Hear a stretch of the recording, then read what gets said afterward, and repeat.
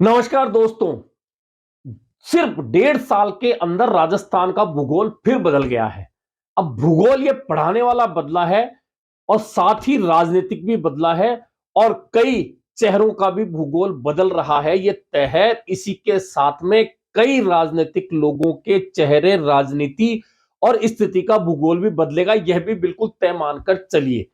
दरअसल राजस्थान की सरकार ने पूर्ववर्ती अशोक गहलोत सरकार के कई निर्णयों की समीक्षा की बात की थी और समीक्षा के साथ में यह भी तय था कि बहुत सारे निर्णय बदले जाएंगे। तो अब जो निर्णय बदला गया है सबसे पहले जो निर्णय बदला गया वह निर्णय है जिलों के गठन का। जो निर्णय था वह बदला गया है और इस बदलने के साथ बदला क्या है कि राजस्थान में 9 जिले फिर समाप्त कर दिए गए हैं। दरअसल इन जिलों के अंदर भाजपा सरकार ने आने के बाद कलेक्टर भी लगाए थे, जिलाधीश भी लगाए थे, अन्य कर्मचारी भी लगाए थे, लेकिन अब उन तमाम कार्यालयों को खत्म कर दिया गया है, जिलों को खत्म कर दिया गया है और 3 संभागों को भी खत्म कर दिया गया। यह वैसे लगता बहुत साधारण होगा कि आखिरकार सरकार ने ऐसा किया क्यों, और यह भी कहा जा रहा है कि गहलोत सरकार ने गलत निर्णय लिया। तो अगर गलत निर्णय लिया तो निर्णय पूरा ही गलत था, आधा अधूरा निर्णय गलत कैसे हो सकता है। वह बात इसलिए उठ रही है कि जब 17 जिले बताए तो खत्म 9 ही क्यों किए गए, संभाग 3 नए बनाए गए, तीनों को क्यों खत्म किया गया।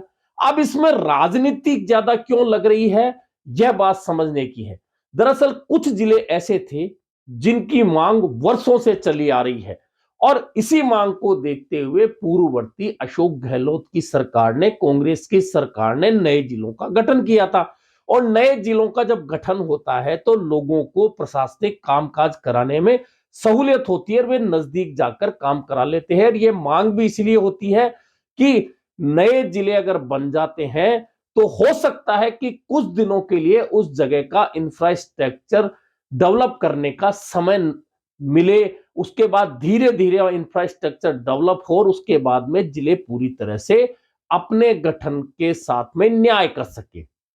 अब यही तक भाजपा सरकार दे रही है कि आनन फानन में जिले बना दिए गए, कुछ जिले इतने छोटे बना दिए गए, कुछ जिले बड़े बना दिए गए, कुछ गलत बना दिए गए। हो सकता है, लेकिन अब जब जिले खत्म हुए हैं तो सबसे बड़ी बात कि सरकार ने अपने ही मंत्रियों को निपटाने का काम तो नहीं कर दिया है।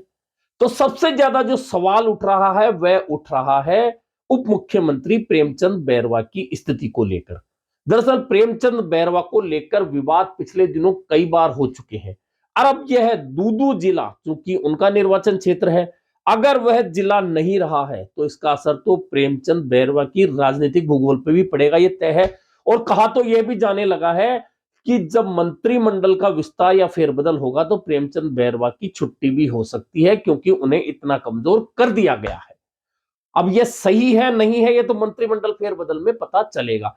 लेकिन अगर दूदू जिला छोटा था और उसे हटाना जरूरी था, तो अब सवाल उठ रहा है कि भरतपुर का डीग जिसे जिला बनाया गया था वह भरतपुर मुख्यालय से बहुत ज्यादा दूरी पर नहीं है, बहुत छोटा स्थान है, वह जिला बरकरार क्यों रखा गया।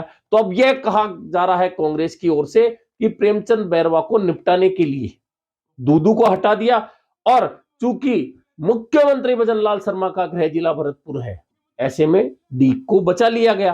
भरतपुर मुख्यमंत्री का जिला है, डीग उनके गांव के अंदर आता है, डीग विधानसभा, डीग जिला बचेगा तो सांचौर बचेगा।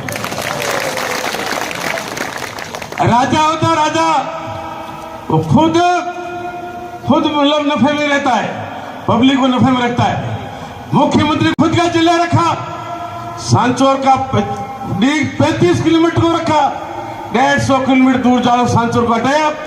इससे निंदनीय कोई काम नहीं हो सकता। अब यह सही है गलत है, राजनीतिक आरोप है प्रत्यारोप है, यह अलग बात है।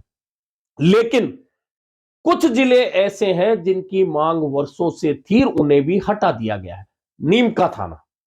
नीमका थाना की सीकर से दूरी लगभग 90 किलोमीटर है, इसलिए उसे जिला बनाया गया था और लंबे समय से मांग चली आ रही थी लोगों की, लेकिन उसे हटा दिया गया। अब नीमका थाना वासियों को फिर सीकर में आना होगा। नीम का थाना जिला को निरस्त किया है और सीकर संभाग को निरस्त किया है। भजनलाल सरकार जब से आई है, जब से प्रदेश में भले का काम कोई कर नहीं रही, उल्टे जो पिछली सरकार ने विकास किया था, जो अच्छे काम किए थे, उन सब को नंबर से ख़त्म करने का काम कर रही है। नीम का थाना जिला हटाने पे नीम के थाने की जनता में बहुत आक्रोश है और आने वाले समय में नीम का थाना की जनता भाजपा को इसका बदला देगी, ब्याज समेत इसको चुकाएगी और इतना तगड़ा लोगों में आक्रोश है। जो सही मापदंड पे जिला बना था, हर दृष्टि से देखिए आप, भौगोलिक दृष्टि से देखिए, जनसंख्या की दृष्टि से देखिए, वर्तमान जो पहले पूर्ववर्ती जिला था उससे दूरी देखिए, 85 किलोमीटर आज नीम का थाना हेडक्वार्टर से सीकर हेडक्वार्टर की दूरी है। अनूपगढ़ जिले की दूरी गंगानगर से 100 किलोमीटर से ज्यादा है, इसलिए जिला बनाया गया था, लेकिन हटा दिया गया। अब जनता फिर अपने प्रशासनिक काम कराने के लिए सीधे गंगानगर 100 किलोमीटर दूर तक जाए। सवाल सर, क्या आपको लगता है कि जो अनूपगढ़ जिला है स्थानीय राजनीति का शिकार हुआ है? देखिए, यहाँ की राजनीतिक भारतीय जनता पार्टी जिस तरह के हालात है, मैं ये पूछना चाहता हूँ, भारतीय जनता पार्टी के यहाँ विधायक रहे, यहाँ के नेता रहे, कभी उन लोगों ने कोई उपलब्धि हासिल की? यहाँ आज केंद्रीय मंत्री कौन है, आज यहाँ सांसद कौन है, और उसके बावजूद यहाँ के बीजेपी के लोग वोट डालते हैं, यहाँ के लोग वोट डालकर जिताते हैं, और उसके बावजूद भी जिला नहीं बचता, तो इससे बड़े दुर्भाग्य की क्या बात होगी। केकड़ी जिला अजमेर मुख्यालय से 125 किलोमीटर की दूरी पर है। अब वहां के नागरिकों की असुविधा फिर वही की वहीं कि 130 किलोमीटर 125 किलोमीटर चलकर अजमेर जाएं और अपने काम करवाएं। अब वहां राजनीति बहुत तेज हो गई है। दरअसल पूर्व मंत्री डॉक्टर रघु शर्मा और भाजपा के वर्तमान विधायक शत्रुघ्न गौतम, दोनों के बीच की राजनीतिक अदावत अब खुलकर सामने आ गई है। दरअसल रघु शर्मा को अब मौका मिल गया। दरअसल शत्रुघ्न गौतम ने चुनावों के दौरान यह बात कही थी कि अगर केकड़ी जिला हटा तो वे 25,000 लोगों को लेकर सीधे जयपुर कूच करेंगे। अब रघु शर्मा को मौका मिल गया, तो रघु शर्मा ने कह डाला कि अगर शत्रुघ्न गौतम अपनी उस बात पर आते हैं, 25,000 लोगों को लेकर अगर जयपुर कूच करते हैं जिला हटाने पर, तो मैं साथ चलने को तैयार हूं। यानी कि भाजपा के ये विधायक भी अब संकट में आते दिख रहे हैं। उधर सांचौर जिला बहुत सीमावर्ती जिला है। जालोर से दूरी लगभग 100 किलोमीटर बताई जाती है। ऐसे में वह जिला बनाया गया था, लेकिन जिला समाप्त कर दिया गया, तो अब वहां कांग्रेस नेता ने आत्मदाह की धमकी दे दी है। बाजार बंद हो गए, महापड़ाव की चेतावनी है। उधर अनूपगढ़ जिलाधीश कार्यालय को घेराव करने का तैयारी में है। अनूपगढ़ में भी बाजार बंद हो गए, नीम का थाना में भी बाजार बंद है। कई जगह टायर जला दिए गए, कई जगह हाईवे रोक दिए गए। आंदोलन अब गति पकड़ने लगा है। इस बीच आनन फानन में अब राजस्थान की सरकार ने जिले खत्म करने के साथ में फिर से पुराने जिलों का सीमांकन दोबारा करके जो जिले खत्म किए हैं, जो तहसीलें वापस पुरानी स्थिति में ला दी है। और दरअसल ये इसलिए किया गया है कि 31 दिसंबर के बाद में ऐसा नहीं कर पाती सरकार, क्योंकि जनगणना शुरू होनी है। इधर अब आंदोलन की पृष्ठभूमियां तैयार है, तो इस जिलों के आंदोलन से कई नए नेताओं का जन्म होना तय है, ये मानकर चलिए। तो कुछ पुराने नेता जो हार चुके हैं, उनका पुनर्जन्म हो जाएगा इस आंदोलन के तहत, क्योंकि आंदोलन लंबा चलेगा। लंबा इसलिए चलेगा कि आंदोलन के बावजूद अगर सरकार पुनर्विचार भी करती है, जैसा कि राजस्थान के मंत्री कन्हैयालाल चौधरी ने संकेत दिया है, तो भी जनगणना होने तक और जनगणना के बाद में जिलों का लोक हटने तक सरकार पुनर्विचार कर भी ले, तो पुराने जिले या जो जिले निरस्त किए गए हैं, वे फिर से इस अपने उसी रूप में नहीं आ सकते। और यही कारण है कि सरकार ने आनन फानन में यह निर्णय ले लिया। लेकिन क्या सिर्फ सरकार का निर्णय राजनीति से प्रेरित है? क्या सरकार ने प्रशासनिक अधिकारियों के दबाव में यह निर्णय ले लिया, या फिर सरकार ने बिना सोचे समझे यह निर्णय लिया है? दरअसल पूर्व मुख्यमंत्री अशोक गहलोत ने यही सवाल उठाया है, और सबसे बड़ा सवाल उठा यह है कि सरकार के मंत्री ही अपने फैसले का बचाव नहीं कर सकते, ऐसे में रिटायर्ड अधिकारियों को सरकार आगे लाई है अपने बचाव में। अब इनमें एक सबसे बड़ा नाम जो आया है, डीबी गुप्ता। डीबी गुप्ता कौन है, जानते हैं ना आप? ये वही अधिकारी हैं जो राजस्थान के मुख्य सचिव पद तक पहुंचे। उसके बाद जैसे ही रिटायर हुए, तुरंत रिटायर होते ही अशोक गहलोत सरकार ने उन्हें एक नियुक्ति दी और मुख्यमंत्री के ये सलाहकार बन गए। और जब ये सलाहकार थे, उसी समय सरकार कांग्रेस की ये निर्णय कर रही थी कि नए जिलों का गठन हो रहा है। अब जब नए जिलों का गठन हो गया, तब ये बिल्कुल चुप्पी साधे बैठे थे, सलाहकार पद से हट गए, कांग्रेस की सरकार चली गई, ये भाजपा की सरकार है। तो डीबी गुप्ता कह रहे हैं कि प्रशासनिक रूप से ये निर्णय गलत था। तो अब डीबी गुप्ता जी से कोई ये पूछे कि जब आप खुद मुख्यमंत्री के सलाहकार थे और वही सरकार गलत निर्णय ले रही थी प्रशासनिक, तो आपने रोका क्यों?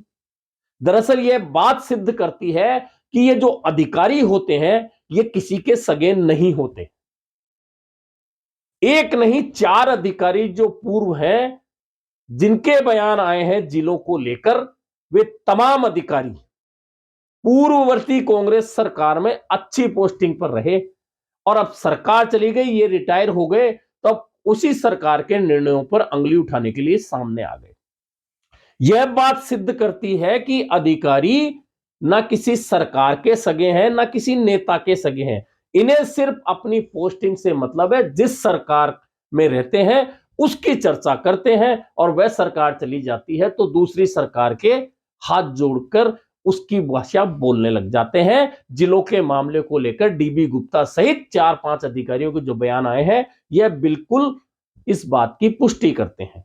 और पूर्व मुख्यमंत्री अशोक गहलोत ने यही बात कही है कि जो अधिकारी भाजपा में शामिल हो गया था, जो कमेटी में था, अब वही इस तरह की बातें कर रहा है, तो आप समझ सकते हैं कि सरकार ने आखिरकार बिना कोई सोच समझ के ये निर्णय ले लिया है। कुल मिलाकर अब नीम का थाना जिला खत्म करने को लेकर पूर्व मंत्री राजेंद्र गुडा को फिर एक आंदोलन करने का मौका मिल गया, और उन्होंने कहा कि ईंट से ईंट बजा दी जाएगी। अब राजेंद्र गुडा आंदोलनजीवी हैं, ये सब जानते हैं, वे किसी भी मामले को लेकर कभी भी आंदोलन कर सकते हैं, और जब से चुनाव हारे हैं तब से लगातार किसी ना किसी बात को लेकर जनता के बीच जाकर सक्रिय हो जाते हैं। झुंझुनू में आपने देखा होगा कि उपचुनाव हुआ, उससे पहले ही वे वहां सक्रिय रहे और लगातार जनता के बीच बने रहे। नतीजा यह रहा कि इस चुनाव में उदयपुर वाटी से झुंझुनू जाने के बावजूद उन्हें जमकर वोट मिले और कांग्रेस की नैया उन्होंने डुबो दी। अब चूंकि उदयपुर वाटी भी नीम का थाना जिले में जा चुका था, जो राजेंद्र गुडा की पुरानी विधानसभा है, ऐसे में उन्होंने आंदोलन के लिए बिगुल बजा दिया है और ईंट से ईंट बजाने की बात कर दी है। ऐसे ही सांचौर में सुखराम बिश्नोई सहित कई नेता सक्रिय हो गए हैं। इधर बाबूलाल नागर ने भी कह दिया है कि जनता से बात करूंगा और आंदोलन तो निश्चित तौर पर होना ही है।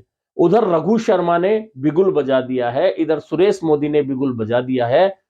अनूपगढ़ में भी बाजार बंद हो गए हैं, आंदोलन की तैयारी हो गई है, पुतले जलाए जा रहे हैं। यानी कि कुल मिलाकर 9 जिले और संभाग खत्म करने का असर फिलहाल विधानसभा की स्थितियों पर ना पड़े, लेकिन निश्चित मानिए जब पंचायत चुनाव होंगे, जब निकाय चुनाव होंगे, तो सरकार का यह निर्णय बहुत सारा राजनीतिक असर राजस्थान में दिखाएगा, यह निश्चित मान के चलिए।